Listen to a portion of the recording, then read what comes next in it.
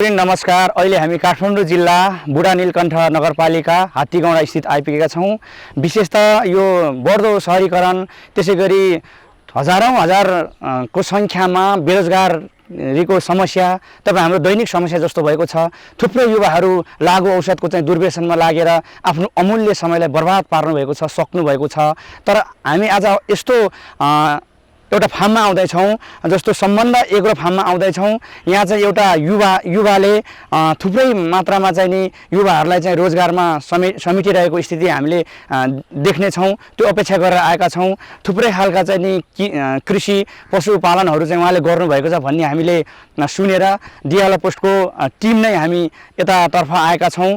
पक्कै पनि तमाम कृषकहरूको जिज्ञासाहरू हामीले मेटाउने कोसिस गर्नेछौँ। तमाम युवा बेरोजगारहरूको चाहिँ नि जति पनि समस्या छ त्यसलाई आफूसँग जे जति चाहिँ स्रोत साधन छ, चाहे कृषि हो, चाहे चाहिँ घरायसी कुनै चाहिँ नि कामहरू होस्, घरायसी उद्योगका कामहरू होस्, अन्य कामहरूलाई चाहिँ नि निरन्तरता दिनुपर्छ र युवाहरू चाहिँ लागु पदार्थ दुर्व्यसनमा चाहिँ नि आफ्नो अमूल्य समय बर्बाद पार्नुहुन्न भन्ने मूलभूत कुराहरू पनि पक्कै पनि सिक्ने र थाहा पाउने अवसर पाउनेछौँ भन्ने यो अपेक्षा दियाला पोस्टको टिमले गरेको छ। हामी सम्बन्ध एग्रो फार्मतर्फ लाग्दैछौँ। सम्बन्ध एग्रो फार्म प्रवेश गरेका छौँ। यहाँ बाँसका यो पुल जस्तो नेपाली कला कौशलले भरिएको यो बाटो हिँड्दै। नमस्ते सरहरु। नमस्कार। हामीलाई स्वागत गर्न सङ्गम लिम्बू गेटमै भेट्यो। नमस्कार।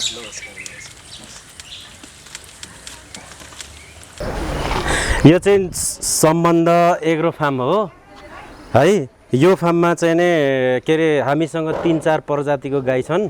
यो गाई जुन यो फोटोमा देखिएको छ यो गाई चाहिँ होलस्टेन चाहिँ जर्सीबाट क्रस गरेर झरेको गाईलाई होलस्टेन भनिन्छ। यो बाहिरबाट आउँछ यो गाई? यो नेपालको लोकल त होइन? यो वास्तवमा अस्ट्रेलियाबाट आउने हो। अस्ट्रेलियाबाट इन्डिया। हजुर। इन्डियाबाट बुटवल हुँदै हामीले ल्याएको। यो भित्र हाम्रो गाई छ। ठिक छ, गएर हेरौँ है। गाई छ हाम्रो 23वटा गाई छ। 23वटा गाई छ। गाईलाई चाहिँ यस्तो व्यवस्थित गरेर पाल्ने गर्छौँ है। यी बाछीहरू छन् यसो। यो चाहिँ मुन्डा, यहाँ तल छेउको चाहिँ मुन्डा गाई। अब मुन्डा पनि भन्छौँ। अब खासमा यसलाई चाहिँ होलिस्टेनको बच्चा हो। यो चाहिँ बाछो, यो 17 दिनको बाछो हो है। अनि यो पनि यो मुन्डाकै हो, बाछो हो। यो चाहिँ नि चान्चुन 1.5 महिना भयो बिहाको। यो चाहिँ बाछी। यो बाछी चाहिँ नि पनि चान्चुन 1.5 महिना जति भयो। यो सबै यता छ माउहरू। अब अहिले चाहिँ दुध धोइसकेको छ। दुध धोएर भर्खर राखेका छौँ। हामीसँग गाई भनेको टोटल अहिले 24वटा छन्। अरू बाहिर पनि चर्दैछन्। यिनीहरू चाहिँ दुना ब्याउन आँटेको गाईहरू हुन्। जस्तो एउटा गाईले कति लिटर जति दुध दिन्छ? एउटा गाईले अब नेपालमा त तपाईँको मैले 15-16 लिटर मात्र एक छाकमा। यो गाईले? यो गाई भन्दा पनि यो छेउको गाईले चाहिँ 16 लिटरसम्म दिन्छ एक छाकमा। भनेपछि बिहान एक छाकमा 16 लिटर दिन्छ। बेलुका गरेर यो होलिस्टेन हो है। यिनीहरू चाहिँ कस्तो प्रजातिको भन्नुहुन्छ भने यो चाहिँ के भनिन्छ, ब्रोइलर कुखुरा जस्तै हो क्या सर। यो ब्रोइलर कुखुरा जस्तै हो। एकदम स्याहार्नुपर्छ। यता लाइट दिनुपर्छ, तपाईँको गर्मी ठाउँमा यो पङ्खा दिनुपर्छ। तपाईँले पङ्खा यसलाई तापक्रम मिलाउन राख्नु? तापक्रम मिलाउनलाई है। अनि अहिले गर्मी सिजन छ। गर्मी सिजनमा अब आनन्दले पङ्खा शीतल हावा दिएपछि आनन्दले सुत्छन्। त्यो हो भने उनीहरूको शरीरमा यो आनन्द आउँछ। आनन्द आउने बित्तिकै दुध प्रवाह राम्रो हुन्छ क्या, मतलब दुधको मात्रा बढ्छ। यो भयो। यहाँ नेपाली गाईहरू पनि छन्। लोकल गाई हो। यसले चाहिँ छाकमा 7 लिटर 8 लिटरसम्म दिन्छ। यो चाहिँ यहीँको प्रजातिको, जस्तै काठमाडौँ वरिपरि काठमाडौँको सेरोफेरोको गाई हो। यो लोकल गाई हो। अनि यतातिर छ, यतातिर यो चाहिँ लेखाली गाई। फेरि बडा नेपालको डाँडामा बिखे डाँडा माथि डाँडा हुन्छ नि, डाँडामा यो चाहिँ पाइने गाई प्रजातिको यो है। त्यति दुध दिँदैन यसो। खास गरी यो मलको लागि मात्रै हो, गोबरको लागि मात्रै हो यो गाई। जर्सी क्रस गाई हो है। यिनै छन् हामीसँग गाई। अब होलिस्टेन छ, जर्सी क्रस, लोकल गाई है। धन्यवाद। जस्तो गेटबाट छिरेदेखि विभिन्न प्रजातिका गाईहरू तपाईँले हामीलाई देखाउनुभयो। यो मिलेर बस्छन्, झगडा गर्दैनन् एक आपसमा? होइन कोही चाहिँ यो अलिकति झगडा गर्ने स्वभाव पनि हुन्छन् डोरी हामीले यसरी क्रस गरेर बाँधेछौँ नि त यताको उता असर नपार्ने र यताकोले उताकोले असर नपार्ने झगडा गर्छ नि हाम्रो जस्तो तपाईँ अन्य गाई फार्ममा हामी गएर हेर्ने हो भने त्यहाँ चाहिँ एकै प्रजातिका मात्रै भेट्छौँ यहाँ त विभिन्न प्रजातिको रह्यो नेपाली भन्नुभयो होलिस्टे जर्सी क्रस यसले गर्दा चाहिँ दुध पनि फेरि फरक फरक दिने भयो यसले दुधको फरक चाहिँ हुँदैन गाईको दुध फरक भन्ने चाहिँ हुँदैन तर तपाईँको कुरा सत्य हो कोही गाईको बाकुलो कोही गाईको पातुलो चाहिँ फेरि हुन्छ है पातुलो बाकुलो चाहिँ त्यसको फ्ल्याटहरू होइन तर फरक चाहिँ हुँदैन टेस्ट फरक चाहिँ हुँदैन र कोही गाईको फेरि रातो पनि हुन्छ है सर त्यो रातो अलिकति कलरमा क्या जस्तै कोही गाईको सुन कलरको हुन्छ हजुर कोही गाईको चाहिँ फेरि प्युर सेतो चाहिँ हुन्छ त्यो फ्याटमा घरबाट हुने भयो अन्यता फेरि हुनै रहने त्यो नास्ता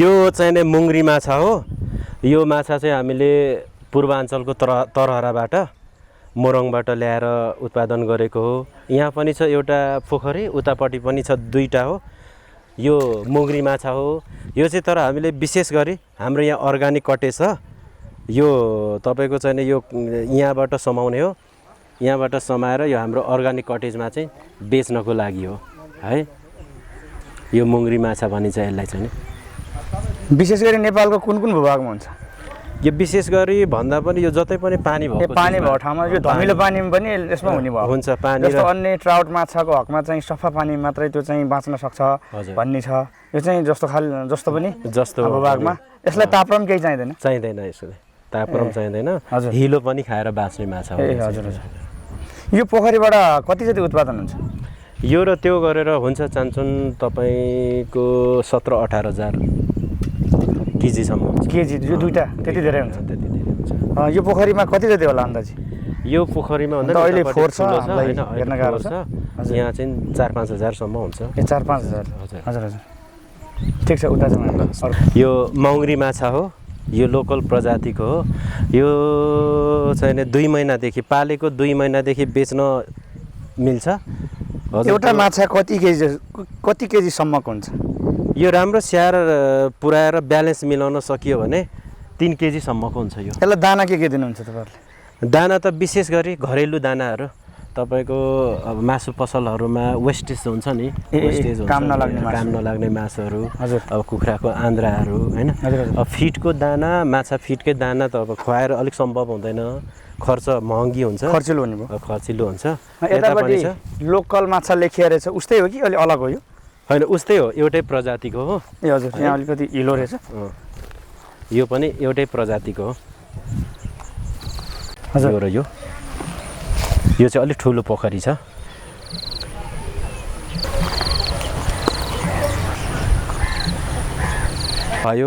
यो धानबारी हो हाम्रो होइन धान पनि हामी उत्पादन गर्छौँ सम्बन्ध एग्रोकै हो यो धानबारी पनि फार्मकै हो यो सबै धानबारी हामी हजुरको 60 देखि 65 मुरी वर्षमा फलाउँछौँ धान यो टोटल कति क्षेत्रफलमा छ कति रोपनी यो टोटल 32 रोपनी 32 रोपनी हुन्छ है तपाईँले भाडामा लिनु हजुर भाडामा ए हजुर खुम्मल 1 भन्छ ए सरी खुम्मल 8 हो खुम्मल 8 प्रजातिको धान खुम्मल 8 प्रजातिको एक्लै धान हो विशेष त नेपालका सबै भूभागमा हुने खालको धान हो यो एउटा रोपेको एउटा गाजिएर यस्तो ठुलो चाहिँ मुठो हुन्छ यो चाहिँ एउटा धान ए एक्लै धान हो हाम्रो यो नामी नकाटे भन्छ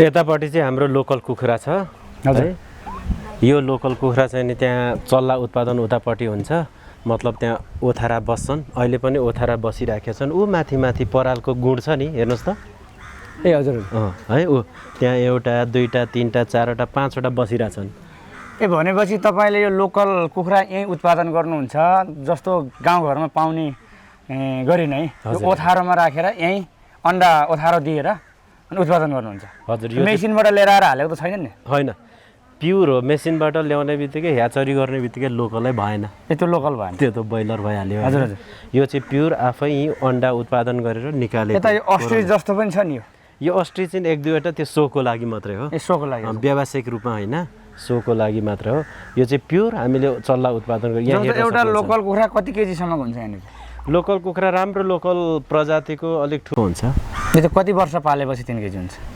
त्यही चाहन्छ 9 महिना 9 महिना 1 वर्ष दाना 1.5 खाँदैन? वर्ष दाना लोकल कुखुरालाई दानै चाहिन्छ भन्ने चाहिँ छैन दानै दिने बित्तिकै त त्यो लोकल अलि भएन कि जस्तो होइन होइन अब तपाईँको यहाँ वरिपरि अलिक चलाउने हो हजुर कति जति छ यहाँ लोकल कुखुरा चाहिँ 150-200वटा मात्रै छ हजुर लोकल कुखुरा चाहिँ धेरै छैन यो चाहिँ हाम्रो चिनी हाँस यो चाहिँ विशेष गरी चाइनाको फेमस हाँस यो चाइनाबाट आएको भएर चिनी हाँस नामाकरण गरेको चिनी हाँस नामाकरण गरे यो चाहिँ चिनी हाँस हो र ओथारेर निकाल्छ अहिले यसले यो चिनी हाँसले कोरोलेको म तपाईँलाई देखाइदिन्छु यो सबै चल्ला हाम्रै उत्पादन हो मैले यही उत्पादन हो। 3वटा चल्लाबाट चिनी हाँस सुरु गरेको अहिले 350 भएको छ हाम्रोमा है अनि यहाँ कति प्रजातिको छ यो चिनी हाँस एउटा भइहाल्यो लोकल कुखुरा भइहाल्यो होइन यो पोखरीमा हाँसहरू चाहिँ यो चिनी हाँस मात्रै छ होइन चिनी हाँस उतापट्टिको फेरि लोकल हाँस उता यो पनि लोकल कुखुरा जस्तै हो यसको तौल जस्तो प्रति हाँसको चाहिँ ओजन कति हुन्छ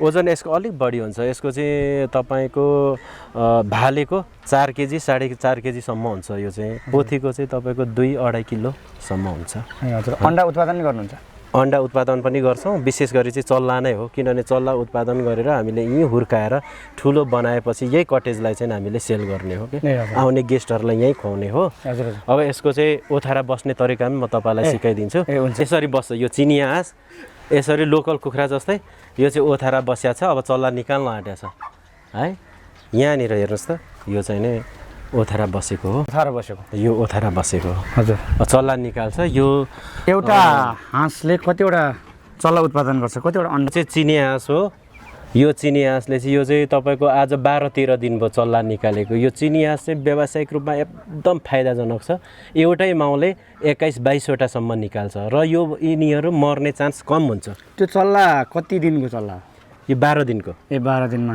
हजुर यहीँ कोरलेर निकालेको होइन देखिहाल्नु भयो यो चाहिँ लोकल हाँस हो हाम्रो है सर यो चाहिँ लोकल हाँस चाहिँ हामीसँग चाहिँ करिब 350-400वटा छ ए उताको भन्दा यो फरक प्रजातिको यो लोकल फरक प्रजाति यो चाहिँ लोकल हाँस पनि भन्छन् यो पश्चिमतिर यो नवलपरासीतिर चितवनतिर ट्यारे पनि भन्छन् होइन यो देशका सबै भूभागमा हुन्छ आफ्नो आफ्नै नाम प्रायः जस्तो भूभागमा हुन्छ यो देशको हजुर लोकल हाँस यो चाहिँ अलिकति वेट कम्ती हुन्छ ए हजुर यो चाहिँ 1 केजी 1.5 केजी धेरैमा 2 केजीसम्मको हुन्छ विशेष गरी यसको चाहिँ अन्डा प्रयोग हुन्छ काठमाडौँको 75% मन्दिरहरूमा धार्मिक स्थलमा पूजा गर्नको लागि प्रयोग गरिने यसैको अन्डा हो हजुर यसैको अन्डा हो है हजुर यो चाहिँ हजुर हाम्रो कालो बङ्गुर हो होइन विशेष गरी यसलाई धराने बङ्गुर पनि भन्छन् ए हजुर यो धरानबाटै ल्याउनु भयो कि हजुर यो 20-30वटा छ हामीसँग कालो बङ्गुर हजुर है यो यहाँ भएको यो कति समयको यो 1.5 महिनाको 1.5 महिनाको 1.5 महिनाको यो 2 महिनाको त्यो 3 महिनाको हो हजुर है यो त अरू जस्तो यहीँ उत्पादन गर्नुहुन्न नि के हो यो हामी पाठा चाहिँ हायर गर्छौँ पाठा चाहिँ ल्याउँछौँ होइन ठुलो भए पछाडि ठुलो भए पछाडि व्यावसायिक प्रयोजनको लागि पठाउँछौँ हामी 6 देखि 7 महिनामा बिक्री गर्छौँ हजुर 6 देखि 7 महिनामा हजुरको हामीले 70 देखि 100 केजीको होइन बनाउँछौँ 9 महिनामा चाहिँ हामी 150 केजीको सम्म बनाउँछौँ यो एउटा बङ्गुरको यो कालो बङ्गुर हजुर यसको वेट चाहिँ 150 सम्म हुन्छ 9 महिनाको हुन्छ है यो ठाउँ सानो भएन यो ठुलो भएपछि त यसलाई त नअट्ला नि त कि अन्त सिप होइन अट्छ यो बङ्गुर भनेकै टाइट ठाउँमा राख्नुपर्छ क्या जस्तै खुल्ला ठाउँमा राख्यो भने यसको मासु लाग्दैन किन यताउता दौडेर मासु लाग्दैन होइन अझै टाइट ठाउँमा राख्नुपर्ने हुन्छ है भनेपछि यहाँ कति जतिवटा छ अनि 20-30वटा छ उतातिर पनि छ अनि आज पनि फेरि हामीले सेल गरेर पठायौँ यो ठुलो भएको छ ठुलो भएकोहरू चाहिँ 5-6वटा अब यसको 5-6 महिनापछि यसलाई पनि सेल गर्नुहुन्छ हजुर हजुर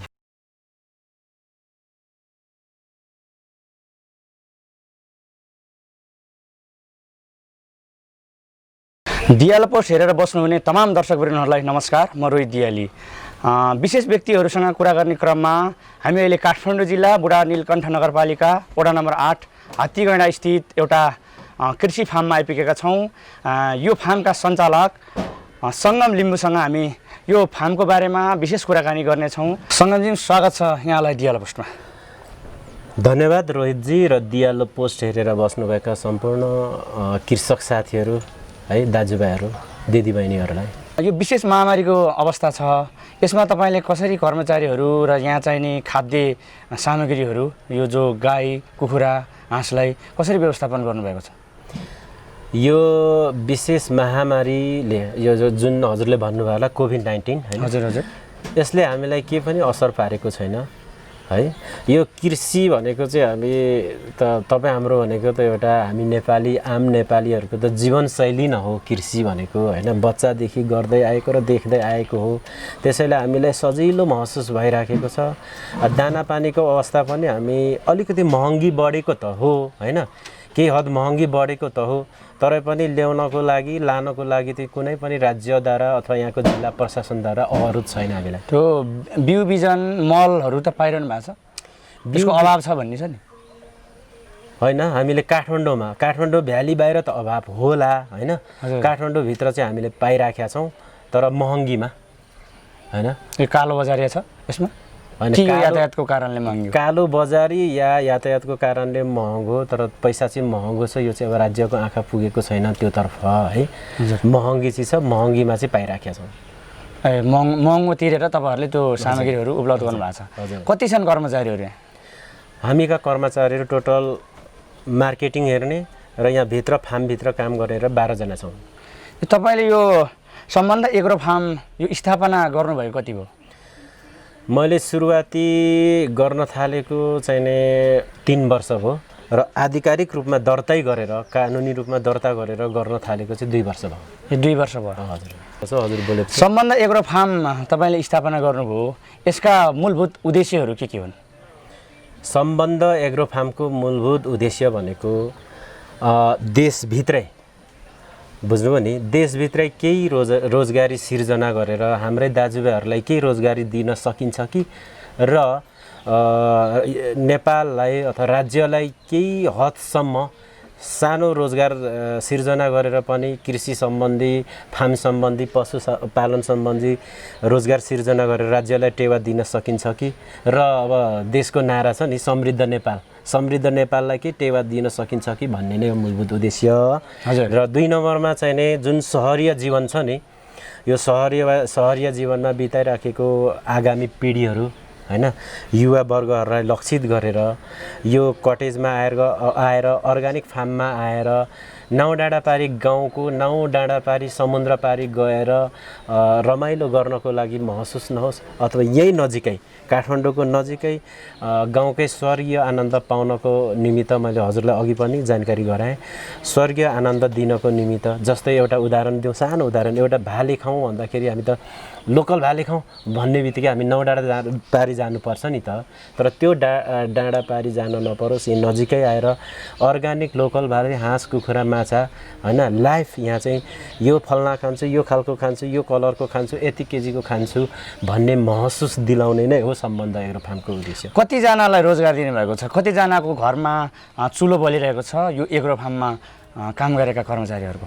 अनि रोजगारको लागि चाहिँ हामीले 12-13 जना अहिले स्टार्टिङ फेज हो। स्टार्टिङ फेजमा 12-13 जनाले रोजगार दिएका छौँ हैन।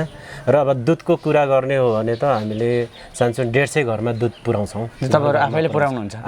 हाम्रो चाहिँ होम सर्भिस हो हैन। यहाँको अर्गानिक दुध चाहिँ बिहान 7 बजे बेलुका 6 बजे घरमा टुप्लुक्क आइपुग्छ। हजुर, उपत्यका विभिन्न भूभागमा पुग्ने भयो। हजुर हजुर हजुर। निकै युवाहरू छन् जस्तो रोजगारको सिलसिलामा भौँतारिरहेका, अझ भनौँ यो अहिले त यो कोभिडको समय हो, त्योभन्दा अगाडि यदि राज्यको तथ्याङ्क हेर्ने हो भने पनि 1700 देखि 2000 दैनिक युवाहरू हाम्रो चाहिँ मातृभूमि छोडेर विदेश पलायन भइरहेका छन्। त्यो अवस्थामा तपाईँले त नेपालमा एउटा युवा उद्यमी भएर कृषितिर लाग्नु भएको छ, युवाहरूलाई तपाईँ के भन्नुहुन्छ? होइन, तपाईँ आम युवाहरूलाई म के भन्छु भने तपाईँ आम युवाहरूको सहयोगले गर्दा नै हामी अगाडि बढ्दैछौँ। फेरि पनि तपाईँ आम युवाहरूको सहयोग हामीलाई चाहिन्छ। तपाईँ आम युवाहरू विदेश जानु हुँदैन भन्ने होइन, विदेश जानुपर्छ, तर विदेश गएर केही कमाएर ल्याएको पैसा चाहिँ नै कृषि क्षेत्रमै लगानी गरौँ। कृषि क्षेत्र भनेको सजिलो पेसा हो नि त। मैले हजुरलाई भने कृषि क्षेत्र भनेको तपाईँ हामी आम नेपालीको जीवनशैली हो। 80% होइन, 80% जति हामी कृषक छौँ, त्यसैले कृषि क्षेत्रमा लगानी गर्नुहोस्, बाहिर जानुहोस्, विदेश तर जानुहोस्। राज्यले त कुनै लगानी गरेन भन्ने छ। जस्तो चाहिँ बजेट भाषणमा पनि कृषिलाई चाहिँ अलिकति थोरै बजेटहरू छुट्याएको, अन्य चाहिँ उन्नत जातका मल बिउ बिजनहरू चाहिँ नि कतिपय त विदेशमा निर्भर रहनुपर्छ, त्यो पनि उपलब्ध नभएको भन्ने छ नि। यो कारणले पनि युवाहरू चाहिँ नि फ्रस्ट्रेसनमा भएर विदेश जाने बाध्य छन्। यसलाई पनि त रोक्ने कुरा होला नि त, होइन? होइन, राज्यको तर्फबाट राज्यसँग त के भन्ने हजुरलाई, राज्यसँग त हामीलाई दिनु पनि छैन, लिनु पनि छैन र आशा गर्नु पनि छैन हाम्रो राज्यसँग। यही प्रमाण छ नि त, राज्य बलियो भएको भए नेपाल यो स्थितिमै आउँदैन नि, तपाईँ हामी यो स्थितिमै आउँदैनौँ नि त, होइन? नेपाल अहिले कहाँ छ? होइन, ज्वलन्त उदाहरण त छँदैछ। त्यही भएर हाम्रो राज्यसँग के माग्ने, के दिने हो र, होइन? लिनु पनि छैन, दिनु पनि छैन र गुनासो गर्नु पनि छैन। राज्यसँग लिनु पनि छैन, दिनु पनि छैन, गुनासो पनि छैन। यसै त राज्य भनेको टाँट पल्टिसकेको राज्य हो, होइन?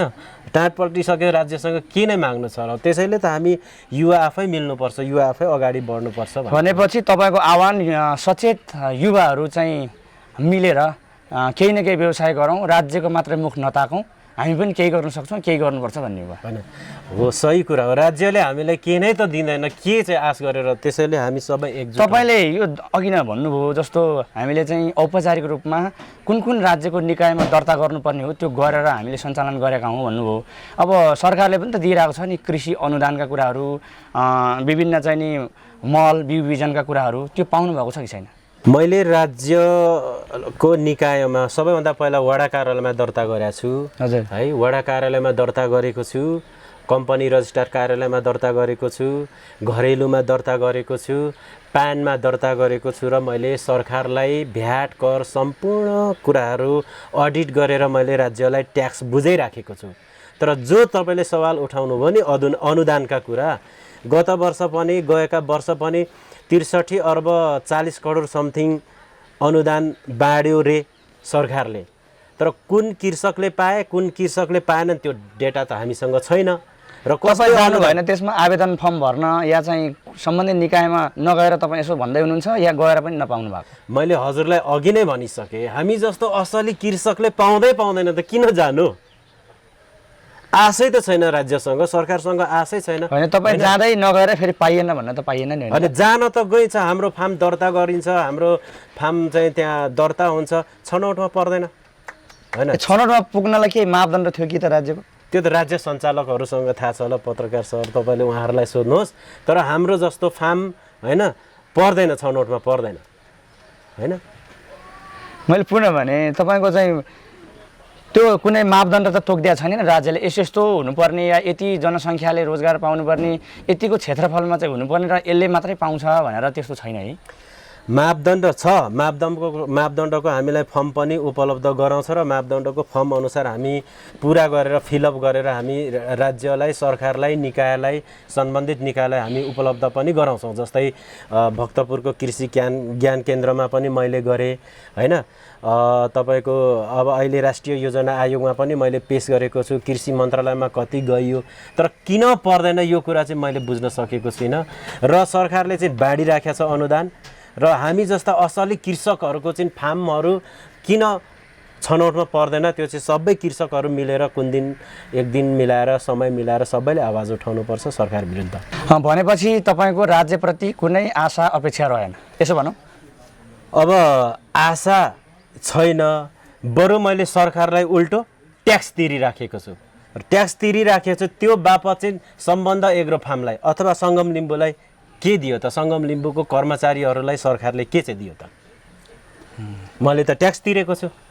यतिको कृषि फार्म सञ्चालन गर्न, जस्तो अघि नै हामीले हेऱ्यौँ, दियालो पोस्टको क्यामेराले धेरै भिडियोहरू कैद गरेको छ। तपाईँको गाई, विभिन्न प्रजातिका गाई, त्यसै गरी लोकल कुखुरा, हाँस, माछा, सुँगुर, बाख्रा लगायतका चाहिँ नि विभिन्न प्रजातिका चाहिँ जनावरहरू पाल्नु भएको छ। त्यसलाई हामीले कैद पनि गरिसक्यौँ अघि नै। यतिको फार्म सञ्चालन गर्न कति लागत लाग्छ? तपाईँले कसरी जुटाउनु भयो भनिदिनु न। होइन, कसरी जुटाउने भन्दा पनि अब यति नै भने त अब म तोक्दिनँ, होइन? लगानी चाहिँ राम्रै छ, त्यही नै हो। अब ऋण सिन साथीभाइ, होइन, मैले पनि गाउँबाट कमाएर ल्याएको पैसा त होइन, म पनि कुनै सम्पन्न व्यक्ति होइन, साथीभाइ सरसापट होइन, लोनमा अहिले पनि लोनमै चलाइरहेको यो सबै यो ऋण लिएर गर्नु ऋणै गरेर भनेपछि दैनिक आम्दानी के हुन्छ? जस्तो तपाईँको लोकल कुखुरा माछा छ, त्यस पछाडि दैनिक चाहिँ तपाईँले चाहिँ 60-70 लिटरभन्दा बढी एक खेपमा दुध दुन्छु पनि अघि नै भन्नुभएको थियो। त्यो बिक्री वितरण यावत सम्पूर्ण यहाँ भएका चाहिँ बिक्री वितरण गरेर कति जति चाहिँ दैनिक आम्दानी या मासिक वार्षिक कति प्राप्त गर्नुभएको छ? हाम्रो चाहिँ दैनिक आम्दानी यो कटेज गरेर कुखुरा, हाँस, कुखुरा, माछा, गाईको दुध सबै गरेर दैनिक आम्दानी भनेको अहिले हजुरको 40 देखि 70 को रनिङमा व्यापार हुन्छ। 40,000 देखि 70,000 को बिचमा दैनिक भनेपछि मासिक कति भयो?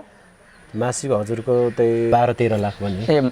सरी, मासिक 12-13 लाख गर्नुहुन्छ।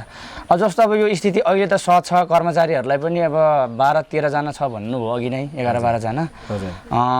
भोलि तपाईँ पनि कुन्नी यहाँबाट चाहिँ घाटामा गएर या तपाईँले सोचे जस्तो नभएर तपाईँ चाहिँ मन चाहिँ गरौँ बनाउँदै फेरि विदेशी त हुनुहुन्न नै, विदेश जानु त हुनुहुन्न नि? होइन रोहितजी, हजुरले सही सवाल उठाउनु भयो होइन। हामी व्यवसायीहरूले हामीले पनि टिक्नेसम्म मतलब थेग्नसम्म थेग्ने त हो होइन।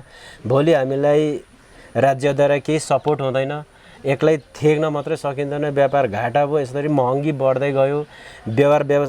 बजार व्यवस्थापन चाहिने कृषकहरूलाई, पशुपालकहरूलाई राज्यले गर्दिएन भने त पतन त त्यो त अभियसली सबै भइहालिन्छ नि होइन। राज्यले त लगानी गरेको छैन नै।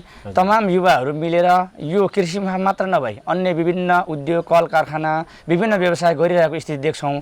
1-1.5 वर्ष पुगे पछाडि त्यो पुरै बजारीकरण पनि नभएको, विभिन्न ठाउँमा बिक्री वितरण नभएर घाटा लागे पछाडि अन्तत फेरि एउटा झोला बोक्दै अन्तर्राष्ट्रिय विमानस्थलबाट चाहिँ हात हल्लाउँदै विदेशीको भिड छ।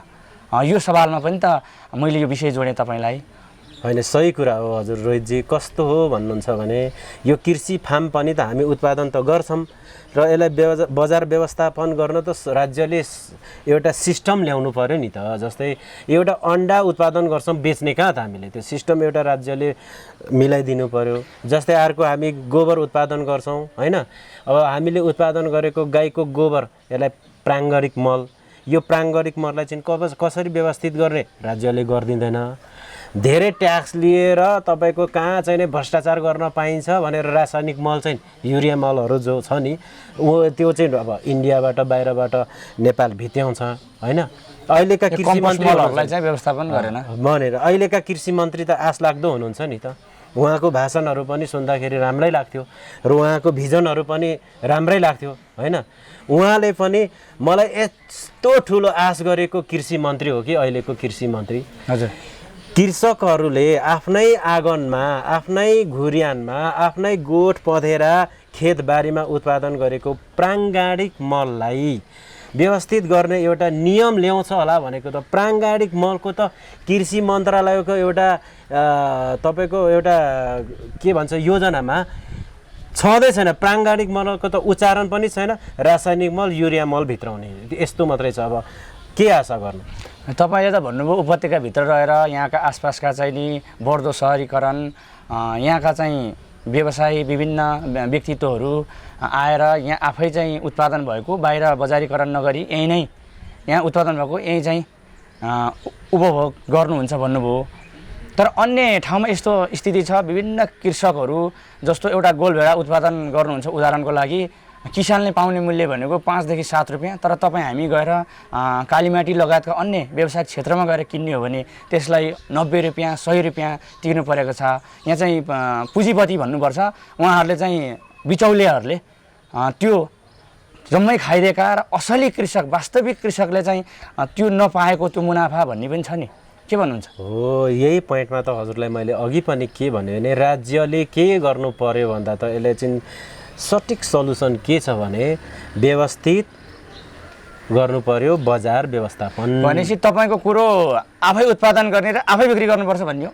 होइन, उत्पादन गर्नको लागि बजारको जो व्यवस्थापन छ नि, जस्तै हामीले गोलभेडा एउटा मापदण्ड तोकिदिनु पर्यो, मापदण्ड तोक्नु पर्यो र केन्द्र तोक्नु पर्यो। किसानले यति पाउने र चाहिँ बिचौलियाले यति पाउने र ग्राहक जो चाहिँ दैनिक तपाईँ हाम्रो घर आँगनमा चुलोमा पुग्ने बेलामा यसको मूल्य यति रहनुपर्छ भन्ने रहनु पर्यो। जस्तै राज्यले त तोकिदिनु पर्यो नि। जस्तै काठमाडौँ क्षेत्रमा कहाँ लगेर हामीले बेच्ने त ल?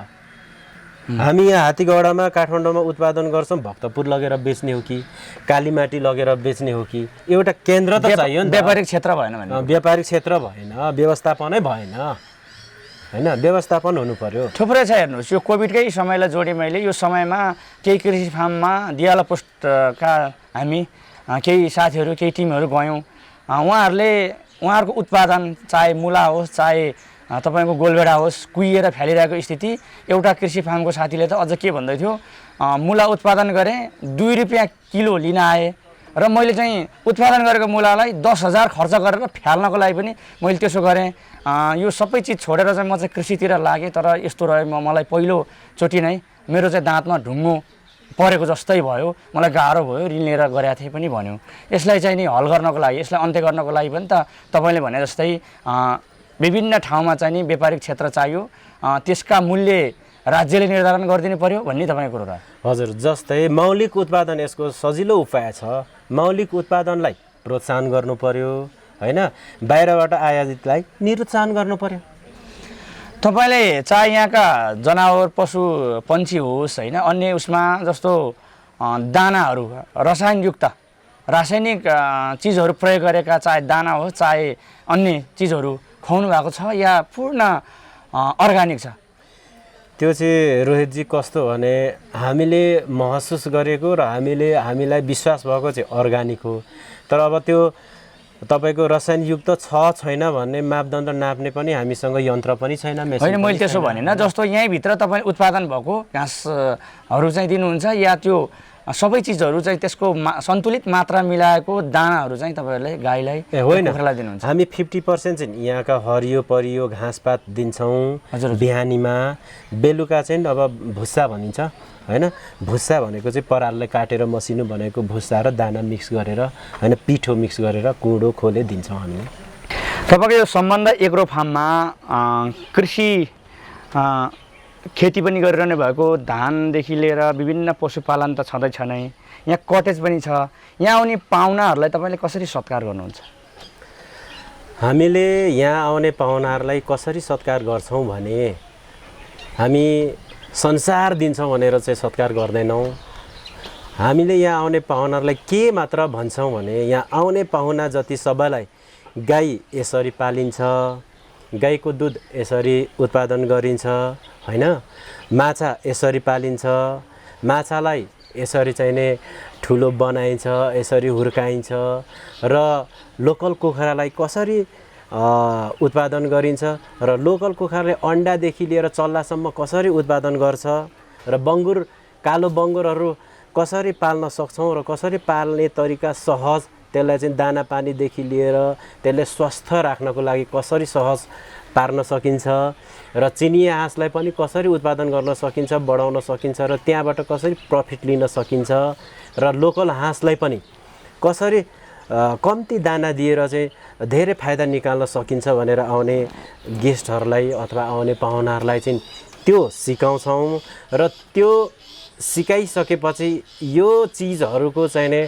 कसरी मिठो स्वाद अथवा यो चिजहरूबाट चाहिँ कसरी मिठो स्वाद दिन सकिन्छ र कसरी बनाएर होइन तपाईँको यहीँ उत्पादन गरेर कसरी यहीँ अन्त्य गरेर मिठो बनाएर खान सकिन्छ भन्ने चिजहरू सिकाउँछौँ र आउने पाहुनाहरू यही सिकेर यही चिजहरू खाएर मिठो स्वाद लिएर जानुहुन्छ। त्यही नै हो सम्बन्ध, एग्रो फार्मको सम्बन्ध नै।